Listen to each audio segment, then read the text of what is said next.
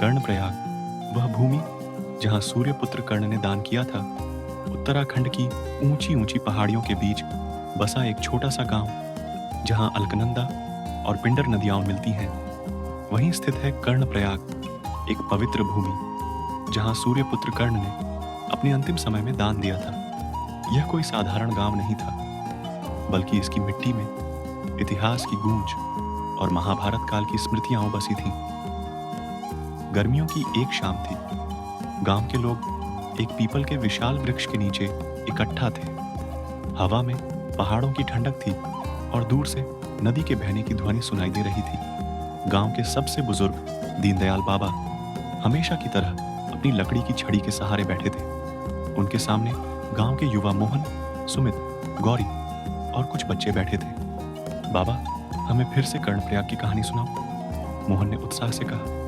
दीनदयाल बाबा मुस्कुराए, अपनी सफेद दाढ़ी को सहलाते हुए बोले, अरे बेटा, ये कोई साधारण जगह नहीं, ये वो जगह है जहां खुद महादानी कर्ण ने अपना अंतिम दान दिया था। कर्ण का आखिरी युद्ध और दान, महाभारत युद्ध समाप्त हो चुका था।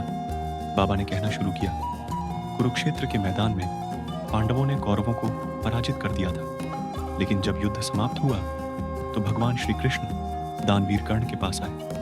कर्ण युद्ध में घायल थे, उनके शरीर से रक्त बह रहा था, लेकिन फिर भी जब श्री कृष्ण उनके पास पहुंचे और उनसे कुछ मांगने को कहा, तो उन्होंने बिना सोचे समझे अपनी सबसे प्रिय चीज, अपने दांतों में जड़ा स्वर्ण निकालकर श्री कृष्ण को दान कर दिया। लेकिन बाबा, जब वो पहले ही युद्ध में गिर चुके थे, तब दान क्यों किया? सुमित ने पूछा।